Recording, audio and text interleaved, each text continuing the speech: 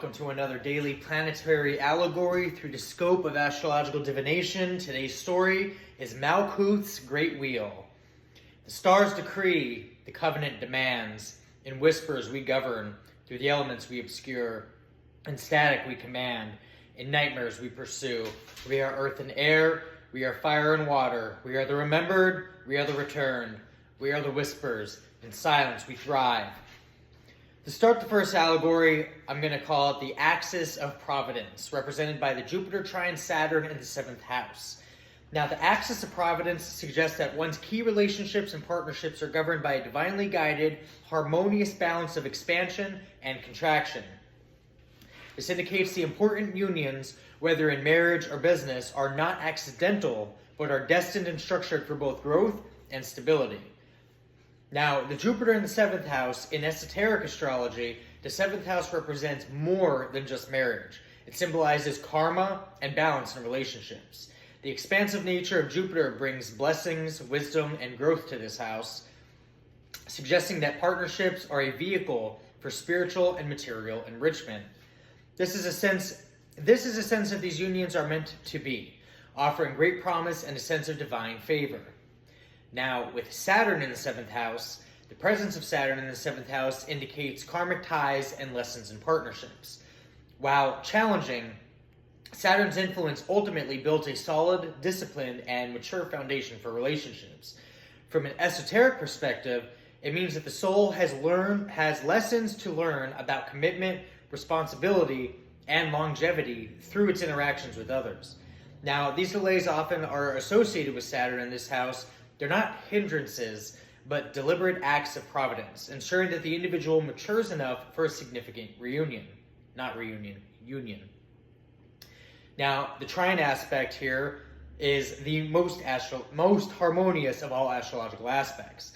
It signifies a natural, effortless flow of energies between the two planets. In this case, it means that the expansive, hopeful energy of Jupiter and the restrictive, disciplinary energy of Saturn are working together seamlessly.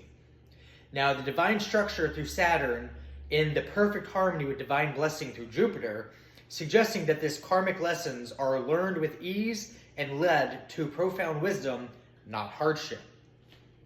Now, interpreting Jupiter trine Saturn in the 7th house, this brings the elements together in a profound way.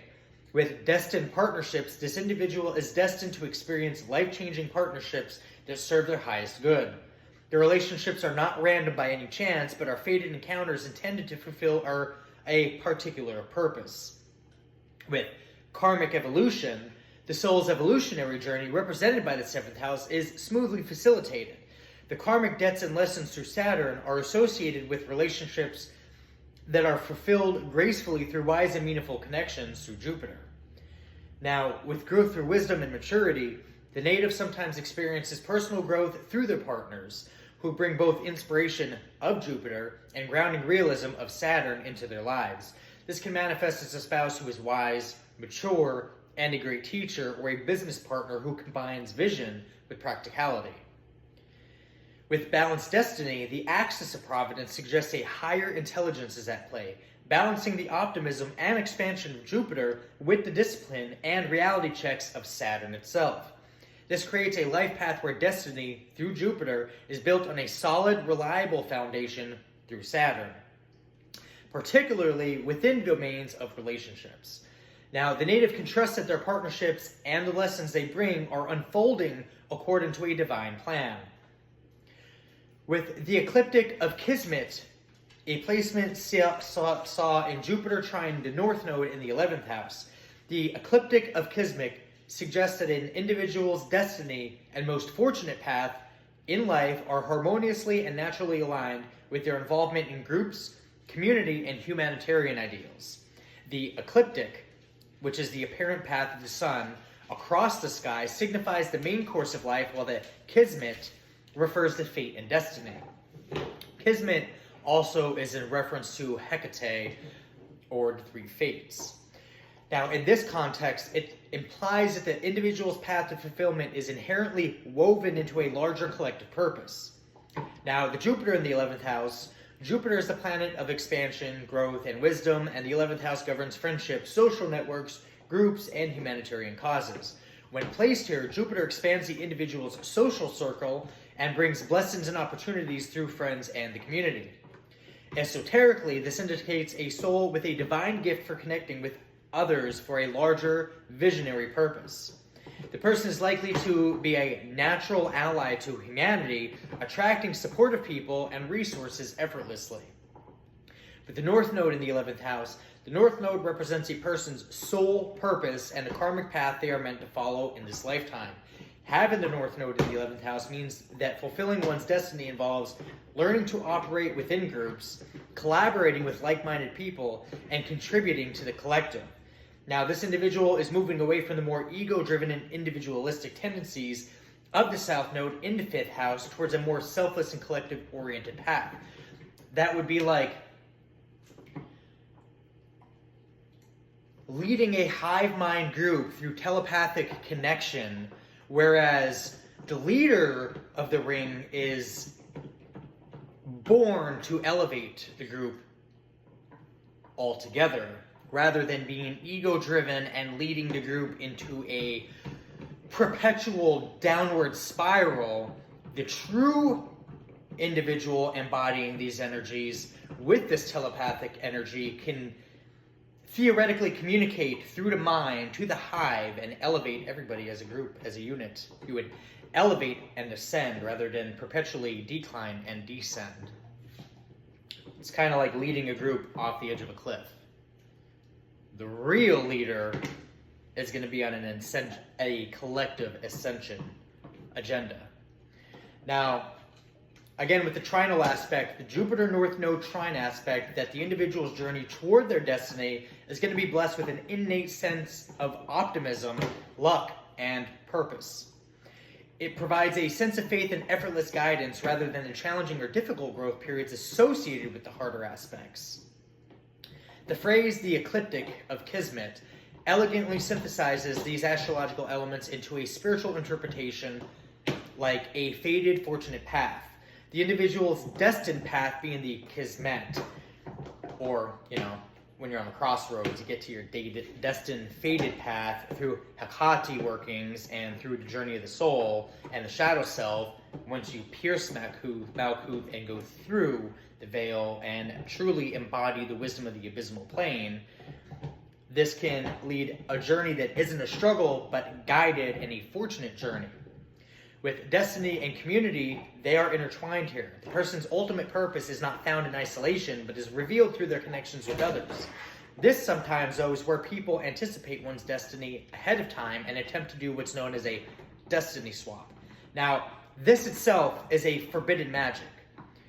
But when improperly weaponized on a cosmic adjuster or spiritual judge who holds high ranking in the Duat, the Neteru, and the Aethers, this results in a cataclysmic, catastrophic reaping of the absolute worst kind of spiritual punishment that can't even be expressed in any words known in any form of human language whatsoever. This is a frequency and sound, we'll call it a trumpet of judgment, if you will, that once these things are attempted on said spiritual ranking person, this is going to trigger a cataclysmic domino effect where it's going to just spiral quickly out of control, especially when one walks with the nameless, speaking in static and governing on frequencies that one can't really pull or steal through any form of forbidden magic whatsoever, because this is going to be a connection that only God can grant and only God can take. Now, backtracking, the friends, the network, and the communities they join, they're not going to be random. They are part of a larger, divinely orchestrated pattern designed to help the individual grow and contribute to the community at large. Being productive here, not detrimental. Effortless alignment with purpose is going to come in with this trine aspect, suggesting the alignment with this fated path feels natural and expansive. There isn't a jarring push towards the destiny, but rather a pull that brings opportunities and people who are aligned with their highest good directly to the individual. It's kind of like a magnet. With collective manifestation, this aspect suggests that the individual can effortlessly manifest their desires and goals when they are for the collective good. Now, the more they give to their community, the more blessings through Jupiter return to them in the form of support, wealth, and fulfillment. Their personal joy and success are tied directly to the flourishing of their group. So if somebody is improperly drawing on someone else's energy and we are on borrowed energy, the surrounding group that they're attempting to lead is only going to suffer. It's going to poison the bloodline. It's going to cause generational curses on top of generational curses. And it's going to contain them, and I'm going to use that in a top tier sense of the word and a diamond gem aspect, where these containments are going to be forced into a geometric, sacred surrounding and encompassing to where their magic is no longer usable. It's going to be stripping of their gifts and abilities.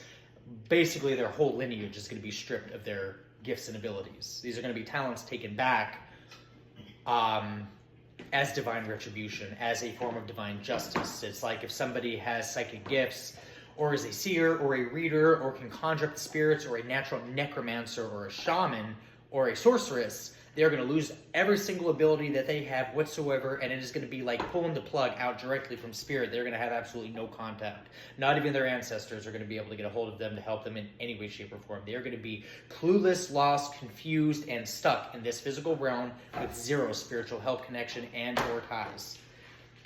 Now, the turn of divine fortune is going to come through with Jupiter trine Lilith in the 12th house.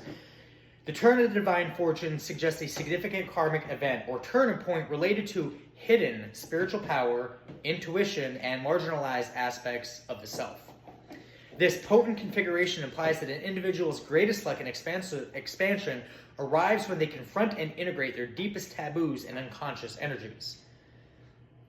With Jupiter in the 12th house is the realm of the unconscious, spirituality, secrets, and karma. Benefic Jupiter here acts as a guardian angel, or when we're truly conjuring these energies through Lilith and we embody the planetary powers intrinsic to, we can connect to our higher guardian angel as referenced by people like Aleister Crowley, who have a 18-month-long process to conjure up that spirit itself to make that connection. There's easier, quicker ways to do this if you know how to properly utilize angelic magic and you have these actual natural gifts and inclinations and bridges to these realms. You can do these things relatively quickly. This is going to offer spiritual protection and profound intuition. This placement can indicate a richer inner life and a natural connection to higher wisdom, and with blessings often arriving mysteriously or behind the scenes, where sometimes the greatest efforts are taking place behind the scenes. Not everything needs to be a public display for public image. Some people would rather operate behind the scenes, being the puppeteer rather than a puppet, up here. It's cool to be famous, but I don't know. Real power is silent, not bragging. Lilith in the 12th house is going to represent a primal, untamed, and often repressed aspect of the self that has been judged or rejected by society or the collective. In the 12th house, Lilith's power is hidden in the depths of the subconscious, manifesting as deep-seated fears, shame, or fascination with the taboo. This placement indicates a profound intuitive and psychic sensitivity, but one that the native may be ashamed of or actively try to repress. Sometimes repressing these gifts is intentional. Being the fool and playing the fool sometimes has its perks and benefits, because then those around you seriously underestimate one's capabilities or talents naturally, or ability to read, and grossly underestimate potential. Now, through the trine aspect between Jupiter and Lilith, this is going to suggest an expansive and benevolent force of Jupiter naturally supporting and elevating the repressed energy of Lilith. So rather than suppressing it, it's going to support it. The individual here is going to have an innate ability to access and use these shadow qualities for spiritual growth without the harsh internal conflict that a more difficult aspect would apply. So this would also come into effect if, say, a group of people try to conjure up your shadow side to use against you, but they don't understand that you have a reverse mirror protection where this would actually be in detriment to the conjurer rather than the conjuree.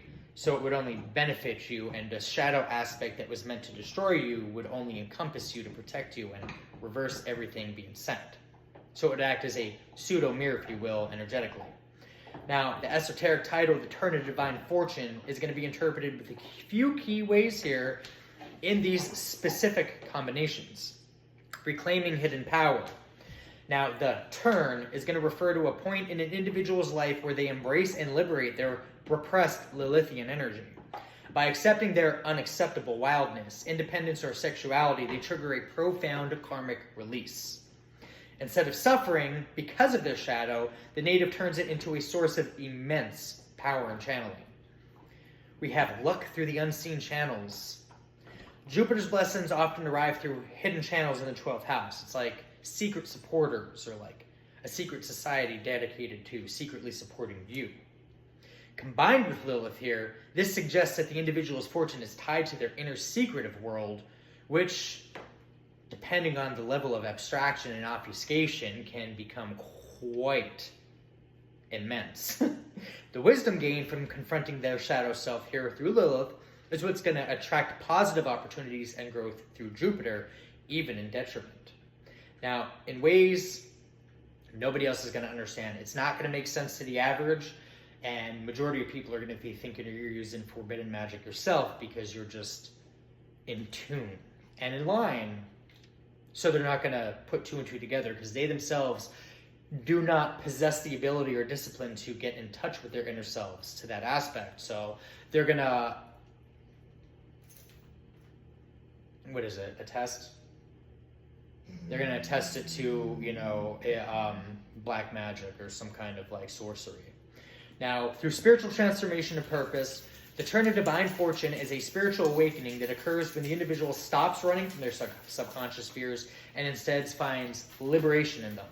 This creates a deeper, more profound sense of purpose, and this is where they find their true luck, not in external validation, but the internal wholeness that comes from integrating all these parts of themselves within themselves. With compassion born from the depths, the energy can make the individual basically a powerful healer or psychic. Capable of compassion for others, born from their own profound understanding of hidden suffering, the turn here of fortune is the moment they begin to use their immense sensitivity and intuitive gifts to help others on their own dark journeys, transforming their personal pain into a universal service at large. And finally, in the final aspects of Jupiter, we have the Great Round of Fortune through the Jupiter squaring Chiron. Now, the Great Round of Fortune reveals a central esoteric paradox, one's greatest personal and spiritual growth coming from painful and repetitive confrontation with an area of deep wounding. The Great Round refers to the karmic cycles of experience that are magnified by Jupiter and activated by the Chironic wounds. This is where we continuously endure a cycle until we break the chain, if you will, and diverge. Now, true fortune is not a matter of luck, but it's gained through wisdom cultivated by facing these core inner struggles, with Jupiter representing expansion and belief. This is going to represent our philosophy, faith, and optimism, and the areas where we seek to grow and expand. Jupiter here wants to transcend limits, but the squaring aspect creates a conflict, blocking a direct path to expansion and forcing a deeper internal process. So instead of just going A to B, you got to go A, B, C, E, and then, get to where you're going. You got to go all the way around to get here. Now, Chiron here, being the wounded healer, symbolizes a profound lifelong wound that often stems from a sense of abandonment or not belonging. This injury cannot be fully healed, but by tending to it, we develop a unique ability to heal and teach others through our own experiences, accepting things intrinsically for what they are at the core. Now, the square being conflict and growth. This hard aspect indicates a dynamic and difficult tension between Jupiter's expansive beliefs and Chiron's core wounds. The easy flow of fortune is disrupted, forcing the individual to work through the friction. Instead of a smooth ride, the person is pushed to confront their deepest source of pain in order to align their philosophy with their purpose. Now, the Great Round of Fortune reinterprets the challenging square aspects from a place of a higher wisdom. The cyclical nature of the lesson. The square does not present a single hurdle, but a series of reoccurring confrontations with the core wound being in Chiron. Each time, Jupiter's expansive energy promises growth and wisdom, but it first requires the individual to address the pain. This repeated cycle of facing the wound is to gain wisdom is the Great Round itself. It's kind of like repeating the same thing and constantly getting hurt by the same common theme and the same common denominator, the same kind of hurt through different people, but it's the same demon itself. Until you learn and grow and cut that cord, there will be no expansion at all. With healing through experience, the true fortune is not an external success or material luck, which are often fleeting. Instead, it is a profound wisdom and insight gained by experiencing and fully owning one's suffering. The universe uses this Jupiter-Chiron square to push the individual back to their most sensitive spot, forcing them to turn their pain into an immense power. With purpose born from pain, this is a key to understanding the fortuna, which is fate, of this aspect. Now, a person with this configuration often develops a powerful, compassionate life philosophy precisely because they have navigated a lifetime of difficulty related to their chironic wounds. The friction of this square forces a personal philosophy, being Jupiter, to be tested and refined through lived experience, which is Chiron. The hub of the wheel here is going to be the ultimate goal is not to eliminate the wound, but to master it. And remember, there's no such thing as truly mastering anything. We are always students in the wheel of life. Even masters are still students because there's always more to learn. Considering the amount of knowledge that's out there, we really don't comprehend or understand anything if you really think about it, no matter how much we know or tap into. The true fortune, backtracking. An individual who does the deep inner work of integrating this aspect learns to stay centered in the hub of the wheel, remaining balanced amidst the chaotic ups and downs in life. The true fortune is the inner resilience, and that's going to be a key word there, resilience, not the external turning of events. With Jupiter in Cancer, Malkuth's great wheel, backtracking to the name of this allegory, connects the astrological concepts of the emotional well-being and benevolent expansion with the Kabbalistic idea of divine manifestation into the material world. Now, the Kabbalistic symbolism here of Jupiter in Cancer is Malkuth, being the kingdom. In the Kabbalah, Malkuth is the 10th and final Sephirah on the Tree of Life. It represents the physical world and the culmination of divine energy manifesting here on earth. Malkuth is where spiritual becomes tangible. It's where the 5th enters the 4th and becomes tangible in the 3D here. It is also associated with the Shekinah, the inner dwelling divine presence. Now, the Great Wheel refers to the cyclical nature of existence and the cosmos, encompassing karma, reincarnation, and the journey of the soul. In esoteric terms, it is the mechanism by which divine law is carried out on earth. When we combine Jupiter in Cancer with the concept of Malkuth's Great Wheel, a powerful esoteric narrative emerges here. We've got the nurturing kingdom. In astrology, Cancer represents the home, family, and the emotional body, a personal and receptive domain. Jupiter in Cancer, in its sign of exhaustion, brings expansion, blessings, and wisdom to these areas. With the framework of Malkuth here, this means that the kingdom of the material world, being Malkuth, is nourished and expanded through the emotional security and nurturing energy through Cancer. With divine blessings in the mundane, Jupiter, the great benefic, functions as a benevolent, expansive force in this energy. Interpreted as Malkuth's Great Wheel, it indicates that divine fortune and opportunities are not random, but are deeply connected to the individual's emotional state and ability to nurture life. Blessings are brought into the physical, tangible world, Malkuth, through emotional generosity, care, and compassion. With destiny through intuition, Cancer is ruled by the moon, emphasizing intuition and feelings of the unconscious. This means the turning of the wheel of fate is guided by intuitive knowing rather than pure logic itself. For someone with this placement, their greatest successes and expansion occurs when they listen to their gut feeling and trust a deeper emotional currents and guide their actions in the material world, even if it doesn't externally make sense at the time, but you flow with it because internally this is what you're told to do, so you follow it, and it leads you to sometimes the most profound path in life.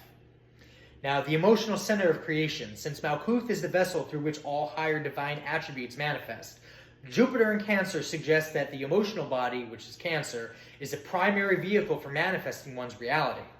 The individual's emotional and spiritual well-being becomes the central point, or great wheel, around which their earthly experience in abundance and growth revolve. With cosmic purpose through family and home, the great wheel also encompasses karmic cycles and reincarnation. It's kind of like fighting a spiritual war, lifetime over lifetime over lifetime, and then finally nipping it in the bud. With Jupiter in Cancer, this speaks to the expansion of family, ancestry, and roots. This indicates a profound destined purpose related to one's lineage and emotional heritage, suggesting that the expansion of one's consciousness and fortune is tied to healing and nurturing their familiar and ancestral ties. I have the 41st angel of the Shemham Farash, which is Hahael, meaning God's Trinity. Now, again, the functions, I've mentioned this angel before, and qualities are faith and devotion. He is known for strengthening faith and devotion and helping people return to a spiritual path.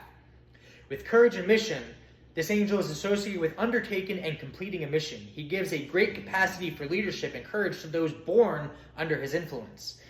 With protection, he offers protection against frivolous behavior, egotism, materialism, and those who abuse authority.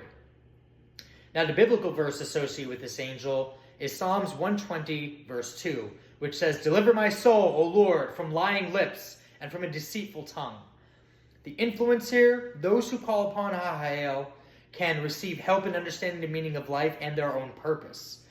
He is said to inspire powerful religious vocations.